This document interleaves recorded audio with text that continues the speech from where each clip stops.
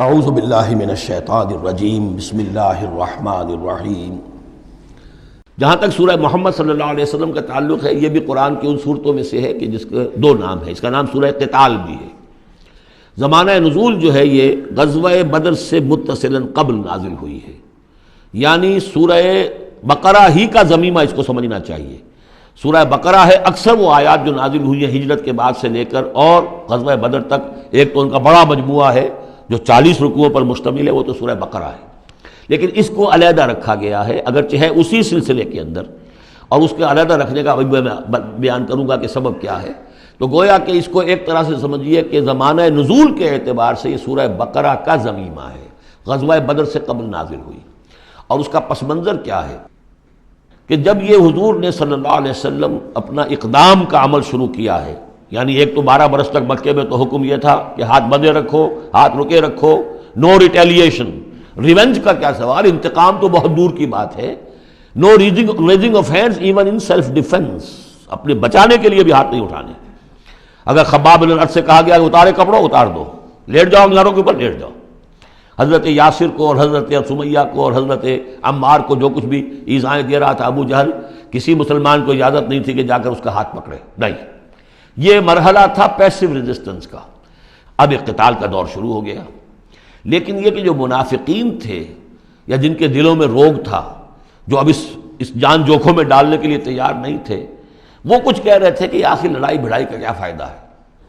یہ تو کوئی صلح سے کام کرنا چاہیے۔ یا کوئی یہ بھی کہتا ہوگا کہ گڑ دے کر مارا جا سکتا ہو تو زہر کائے کو دینا ہے، ہم اپنی دعوت و تبلیغ کے کام کو بس جاری رکھیں۔ اور یہ تو محمد نے، معاذ اللہ میں ان کی بات نقل کر رہا ہوں، یہ محمد نے خود جو ہے مہم جوئی شروع کر دی ہے کہ انہوں نے جو ہے ان کو چھیڑ چھاڑ شروع کر دی، ان کے قافلوں کا تعاقب شروع کر دیا، ان کی جو ہے وہ گویا کہ لائف لائن کے اوپر ہاتھ ڈال دیا۔ تو یہ حقیقت اقدام تو کر رہے ہیں یہ خود، اور اس سے گویا کہ لڑائی بھڑائی کا سلسلہ شروع ہو جائے گا۔ تو ان کے دلوں میں تو تھا روگ نفاق کا، کہ وہ چاہتے نہیں تھے کہ ہمارے ایمان کا یہ امتحان ہو جائے کہ ہم سے کہا جائے کہ نکلو اللہ کی راہ میں جان ہتھیلی پر رکھ کر، لیکن وہ جو اس کی آڑ لے رہے تھے وہ کہہ رہے تھے کہ یہ لڑائی بھڑائی اور یہ جو ہے فساد، بلکہ صلح جوئی کے ساتھ معاملہ کرو۔ اور نوٹ کر لیجیے سورہ بقرہ کے دوسرے رکوع میں آیا تھا وَإِذَا قِيلَ لَهُمْ لَا تُفْسِدُوا فِي الْأَرْضِ قَالُوا إِنَّمَا نَحْنُ مُصْلِحُونَ أَلَا إِنَّهُمْ هُمُ الْمُفْسِدُونَ وَلَٰكِن لَا يَشْعُرُونَ۔ تو گویا کہ اس جو بھی ہو رہی تھی اس وقت، ان کی جو ذہن کی کیفیت تھی، اس میں اللہ تعالیٰ کی طرف سے یہ سورہ مبارکہ نازل ہوئی ہے، اور یہ اسلوب کے اعتبار سے پورے قرآن میں منفرد ہے۔ بالکل ابرپٹلی شروع ہو رہی ہے، کوئی تمہید نہیں، کوئی حروف مقطعات نہیں، کوئی اللہ کی حمد، کوئی اور شے، کچھ نہیں، قرآن مجید کی عظمت کچھ نہیں، بلکہ الذین، اس سے جملہ شروع ہو رہا ہے جو عام طور پر جملے کے شروع کے لیے عام اسلوب نہیں ہے۔ پھر یہ کہ وہ جو اسلوب ہوتا ہے آیات کے آخر میں اللہ تعالیٰ کے اسماء اور اللہ کی صفات کا، انہ عزیز الحکیم، وہ تو بڑا غفور ہے، رحیم ہے، اس طرح کی کوئی شے آپ کو یہاں نہیں ملے گی۔ اسلوب بالکل مختلف ہے، ہر آیت ابرپٹ شروع ہو رہی ہے، سورت بھی ابرپٹلی شروع ہوئی ہے اور ابرپٹلی ختم ہو جائے گی۔ اسی طریقے سے ہر آیت جو ہے شروع ہوتی ہے اور ابرپٹلی ختم ہو جاتی ہے، بغیر کسی اختتامی اللہ کے اسماء اور صفات کے حوالے کے۔ باقی اس میں اور سورہ جو اگلی سورت ہے سورہ فتح، اس میں کیا ترتیب ہے وہ یہ ہے کہ حضور کی انقلابی جد و جہد کا جو آخری مرحلہ تھا، یعنی قتال، آرم کانفلکٹ، اس سے متصلاً قبل یہ سورہ محمد نازل ہو رہی ہے، اور اس کا جو اختتام ہو رہا تھا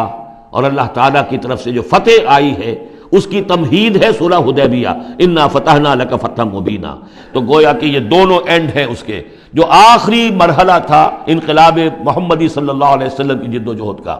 اس میں جو عام کانفلکٹ شروع ہو رہا ہے غزوہ بدر سے، اس سے قبل یہ صورت نازل ہوئی۔ اور جب آخری فتح ہونے والی ہے، اور وہ فتح مکہ کی ہوگی، لیکن اس سے قبل جو اللہ نے تمہیدی فتح دی ہے وہ فتح ہے انا فتحنا لک فتحا مبینا، وہ صلح حدیبیہ جس کا ذکر جو ہے وہ سورہ فتح کے اندر ہے۔ یہ ربط ہے ان میں۔ بسم اللہ الرحمن الرحیم۔ الذین کفروا وصدوا عن سبیل اللہ اضل اعمالہم، جن لوگوں نے کفر کیا اور اللہ کے راستے سے روکا اور خود بھی رکے، صدا یا سدو میں عرض کر چکا ہوں بار بار، رکنا بھی روکنا بھی، یہ فعل لازم بھی ہے، فعل متعدی بھی ہے۔ جنہوں نے کفر کیا خود بھی رکے اور دوسروں کو بھی روکا اللہ کے راستے سے، اللہ نے ان کی ساری جد و جہد کو ضائع کر دیا، اضل اعمالہم۔